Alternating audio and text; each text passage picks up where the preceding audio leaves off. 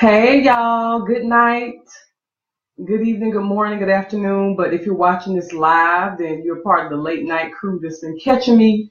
Come on Facebook Live late at night. What can I say? My kids are little, so I have to do stuff like this when they go to bed now if they're home with me. Otherwise, you will hear nothing but little babies screaming in the background. Either way, hello, welcome. We're going to do something a little different today. We're actually going to have a chat about Issa Rae's Insecure. And like a good bit of people, I finally binge watched season 1 and season 2. So yeah, I'm definitely late. I've been reading a lot about Issa Rae and watching her in other capacities, but I actually finally just sat down so I can watch Insecure. So I finished them all. Well, both seasons, I should say, last night or early this morning. And that's why I'm a little bit sleepy, but I'm glad I did. Some of you know this about me, some of you do not, that I'm a writer. And so I write in various capacities. I'm also thankful that my husband and I have produced our own stage productions in the past. So this is something that's very interesting to me, you should know. And so tonight we're just going to have a little chat. And if you happen to catch a conversation, I did a similar dialogue with my girlfriends, I don't know, about a month ago, I think, on Girls Trip. And tonight I'm just by myself and the people who want to type in comments on Facebook Live. And if you want to chat with me, then we can do it that way. Otherwise, it's going to be just me speaking. So I got a couple of things that spoke to me, and these are all, of course, what I'm perceiving. This is not anything that I have researched, but this is just my perception after I watch. Keep in mind, I watch them continuous. So I watched season 1 and season 2 directly in flow. I didn't stop. I didn't pause all last night up until the wee hours of the morning. So that's what you're going to get, my complete thought process. So please chime in. Good evening, ladies. I see y'all jumping in to get on here for those of you late night people who are not in the bed. So since you're awake with me, please feel free, to chime in. So just getting started. One of the things that really screamed aloud to me is that everybody is just trying to get that next fix. To me, that's a huge thing. Everybody's on this show trying to get that next fix.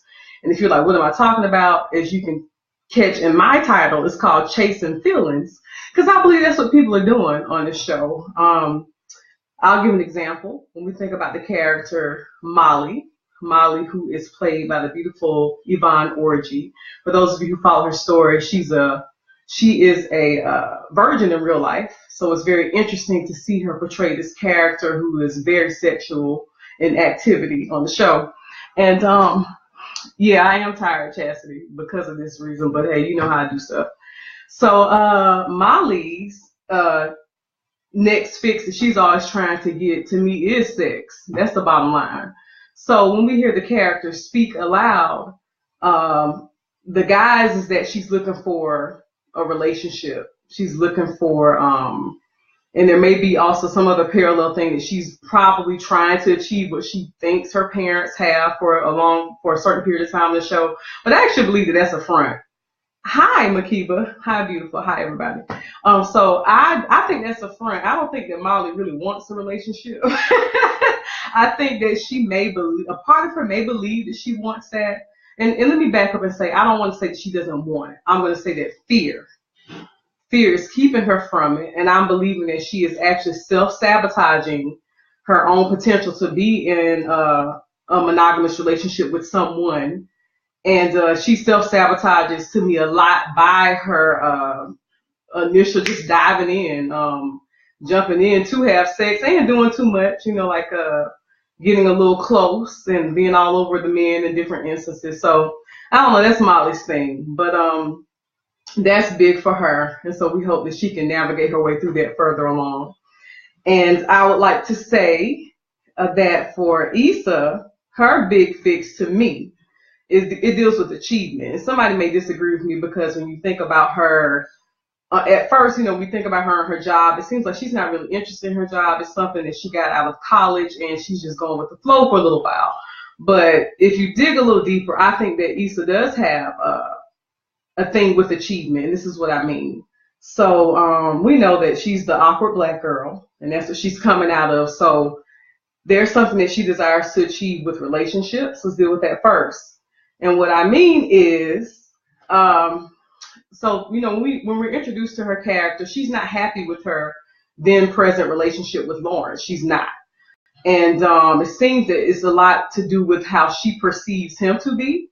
And I think that her feelings are warranted in that. But we all know in a relationship that there are two sides to every story, pun intended. There are two sides to every story, and that if people on either side of the relationship have their own way of perceiving what is happening.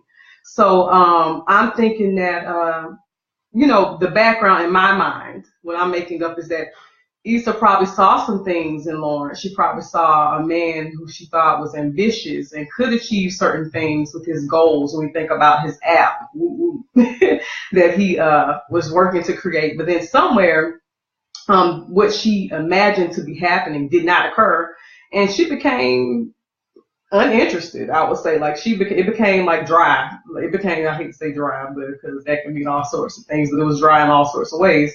So she wasn't really feeling Lawrence anymore. And to me, she probably lost the interest in doing her side of things to maintain her relationship. And that is when the grass most certainly began to look greener in other areas.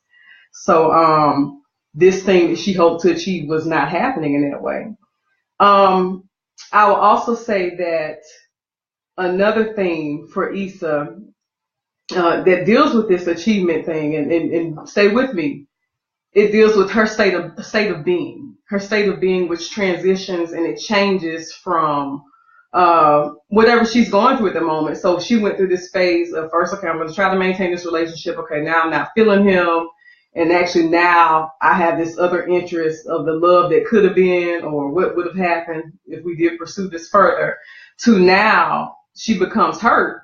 And so now she's I don't give a you know what, and I'm not going to catch any feelings for anybody, so I'm just going to do my own thing. And, you know, we see this played out on television. We see it played out in real life if we're being honest with ourselves. And to me, it's a lie. Like, we have emotions, we have feelings, and even people who unfortunately can become numb because they've been hurt, they feel something on certain days. That's just the bottom line. So it's kind of a setup, if you ask me. So when Issa was in that not going to catch feelings and no strings attached phase.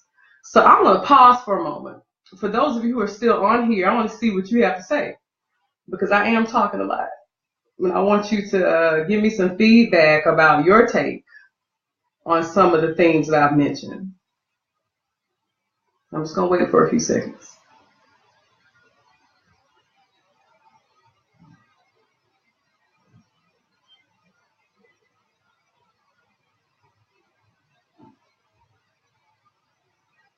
Okay, so y'all might be in the bed and y'all may not type to me tonight. So maybe if you type it later, maybe I'll bring it up in my next conversation. But so I'm going to shift and talk about another thing for Lawrence, things that I saw for Lawrence.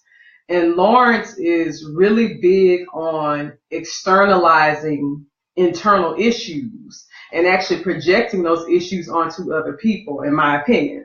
So when we meet Lawrence has become stuck in a rut. He's become lackadaisical at first, and he may seem like slightly happy, but he's not motivated. Like, his actions show he's not motivated. And I dare say he may have even been depressed. And I say depressed because his dreams in that moment may look to him to have failed, or his dreams may have been deferred. And because of that, he began to lose motivation, starting with his ambitions as the creator of the app. But I believe that began to spill over in his ability and desire to look for a job, look for employment, and it began to spill over into his relationship, which is reality for all of us in life. It can so easily happen that if you have something that gets out of whack in one area, if you don't manage it, if you don't address it, it can begin to impact you later on in other areas. And it's interesting I'm talking about that because we saw a similar dynamic with Issa when Issa was in her, you know, not catching feelings phase, and she thought that she could hang in there with her rotation, as she called it. But then it began to get to her when she saw I'm going to say responsibility. I know it's a term that may seem awkward to call, but there's a certain responsibility with anything that you choose to do or any phase that you find yourself in. You got to see if you're knowing if you're able to handle what comes along with the territory, I should say. So we saw that when she was in that phase and things began to get out of hand, she even began to perform not to the best of her ability on her job as a result. So Makita said, I have not tuned into the show you are speaking about, but it sounds good. Yeah, you should watch it, Makita. So I should have said spoiler alert somewhat before I chimed in on this tonight, but that's just my takeaway for that. But getting back to Lawrence, Lawrence actually, to me, became selfish in his feelings. And some people are like, wait a minute, what you mean? So I believe he became selfish, and he consequently did not take care of Issa as a result of this. And let me be clear. As we go through different things in life, we are welcome to feel whatever we feel, go through whatever emotions. And like a great book I love to read, it says that you should give a place for your wounded self to cry out. I believe that's necessary and it's healthy. But with that being said, if you are in a relationship, and this is for any type of relationship, right now we're talking about romantic relationships, but this can be for friendships and on job relationships, etc. The point is that you have to still be aware of the people that you're supposed to be taking care of. So you may be going through a little something. You may have some things that are hard on you or that are feeling a little bit heavy, but you're going to need to be checking in on the person who you've agreed to be in this relationship with. So I feel like he just kind of left Issa hanging, personally, to me. And he was looking for her to be able to maintain her side of things when he wasn't. And so she became fed up with that. Now, let me be clear. I'm not giving Issa a pass. I'm not saying that she should have stepped out in the way that she did. I'm not at all condoning that behavior. But what I am saying, I'm taking the time to look at these characters individually so that we can talk about one person's perspective versus the other. So Chastity said, I think Issa needed to make some wiser decisions. She should take time to get to know herself again. I completely agree. Now, that's true because Issa is getting reckless. Let's just be honest. She's getting a little reckless. And I also think that the danger in that is some people, earlier I talked about we can pretend to be, not having feelings. Like, but all of us have feelings, even the worst of the worst person. They can become a bit more numb and not as compassionate, but we still have feelings. So the thing I want to say about that is this reckless lifestyle that Issa began to get into, she couldn't really handle it. She couldn't really handle it, to me. Now, Chassie says that 5 years is a long time. It takes time. I completely agree. So for her to have been in that relationship with Lawrence for 5 years, and it seems to me that it became stagnant in terms of what she believed he was going to be. That's what I believe. I believe she was dating a guy for potential. That, this is my background story. Again, nobody's saying this, but I believe she was dating Lawrence for potential.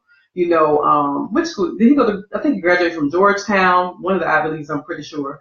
And, he is a tech guy. So he's created it. Well, he created the app, but of course it wasn't sold yet. So she was dating this guy and living with this guy in this relationship based on his potential. And that's the bottom line. And it didn't add up. And so she became uninterested. That's really what happened. So let's talk. That's how I feel about it. So that's what I mean by on Lawrence's side, he dropped the ball. And this is going to be a great transition for me because I want to say that in him becoming selfish, I think his life began to go into this, like, I'm calling the downward spiral, but maybe we'll say his little crazy phase. So we're going to put them all going down. But I think his occurred because he was unwilling to forgive Issa. I believe that. So we've all, those of us who listen to different messages, we hear all the time how when you don't forgive someone, you're actually hurting yourself. And one other metaphor I love is like, you having a poison that you thought you were giving to this other individual, but it's actually you taking it and it's going to hurt you. And so I believe that Lawrence's characterization perfectly describes such a thing as that. So like he literally, he's like, I'm not going to forgive her. And in his mind, he's the good guy. Like I'm the good guy. I was holding her down and I'm being loyal. How could she? So this is what I'm again speaking from my mouth what I think these characters are thinking based upon how they're behaving. So he sees himself, he's labeled as the good guy. And he's like, I was loyal, I was holding her down. How dare she do me in this way? But if we go back to what I said before, he did not uphold his end of the bargain. Now, while these characters are not married, they're, y'all who follow me and understand me and other facets know how I feel about marriage. But for the sake of talking about the show within the context of the show, this relationship that was supposed to be monogamous, when you're in a relationship, you're asking a person to be your only one. And so you're going to need to fulfill their desires about a relationship if they're going to be your only one. And don't get me wrong, nobody's perfect. I don't believe that human beings are going to be the complete source to anybody for anything, but that'll get into other dialogues that y'all know I'm passionate about. We'll get to that another time. So Chastity said he used Tasha as a way to avoid dealing with the end of his relationship. Yep, rebound. For sure, I completely agree. And it's interesting you're bringing up Tasha because I want to talk about that. So I like what they did with Tasha. So he meets Tasha at the bank. And when he first met Tasha at the bank, I saw that he waited so that he could get in her line, which is something to that. So first he's trying to act kind of innocent about his interaction with Tasha, but he's waiting to be in her line. And don't get me wrong, like as we go about our day-to-day business in life, when we go to certain places frequently, there are people who we prefer service with, but when you're getting into romantic situations or flirting and whatnot, that can get you into some trouble that you don't want to be getting into. That's how I feel about it. Hey y'all. So anyway, back to Tasha. So the way that Tasha is first portrayed, in my opinion, she's that girl who's believing in him.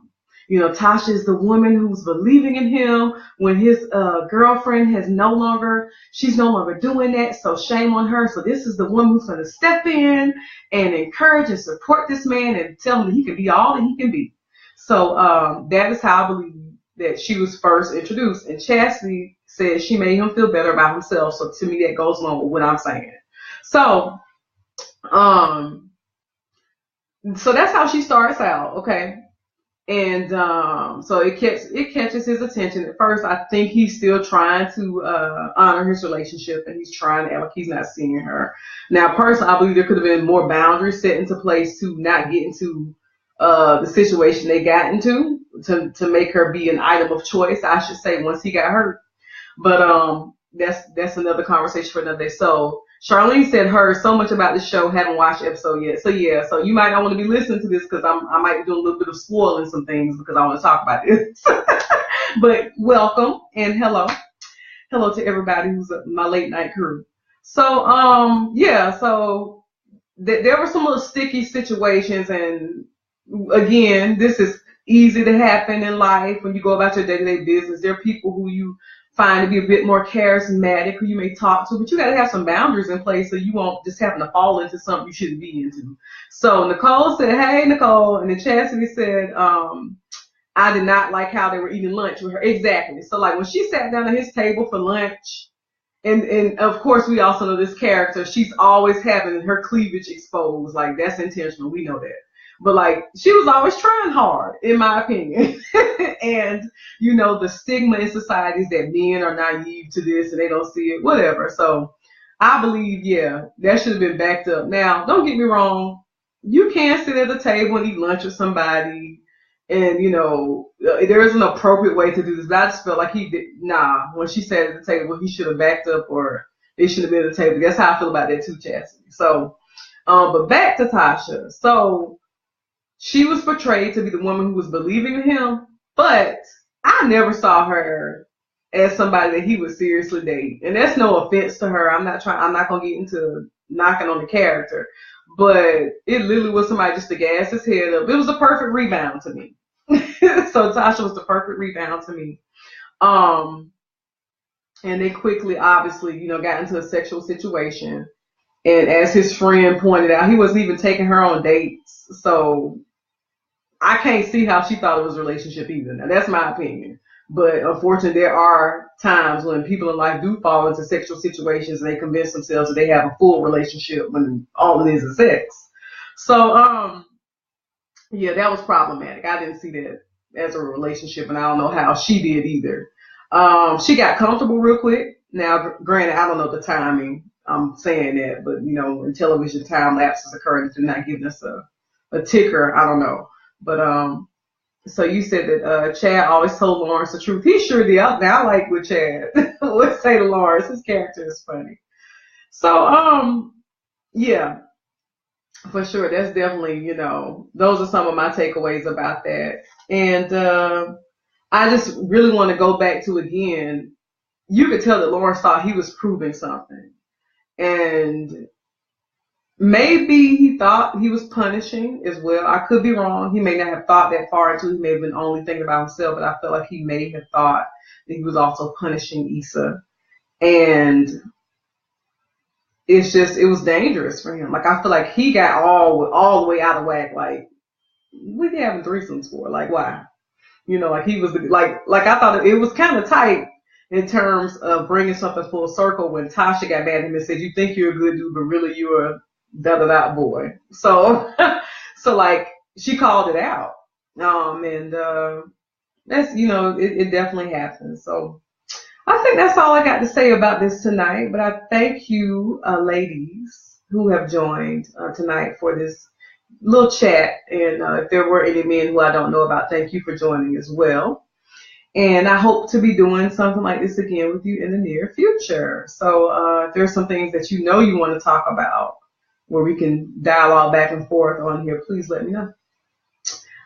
Before we do get away, though, however, I do want to share with you, some of you this is new, some of you this is a reminder, that my husband Jarrell Thompson and I, Valencia Thompson, have a book that will be releasing Thanksgiving Day, and it's called Our Journey to Fertility Hope.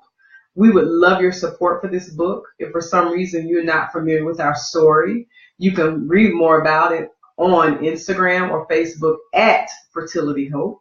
And we just pray this book will bless you. So if you're interested in pre-ordering your very own copy, you can go to Write the Vision, like write with a pen, Write the Vision Creative Works. That's the name of our business, writethevisioncreativeworks.com. And if you click on the products tab, that's where you can pre-order your very own copy of Fertility Hope. So I pray it'll bless you. Chastity said that you can't see my video anymore. And I'm sorry for that, Chastity. Dante, thank you for being the single man that I could see that got on here. The only man, I should say. But I'm signing off, y'all. So thank you for your time and attention. I'm sorry that my video got distorted. I'm assuming is what chastity means. But I enjoyed this, and I hope you did too. Peace. Good night. Go to bed, late night owls.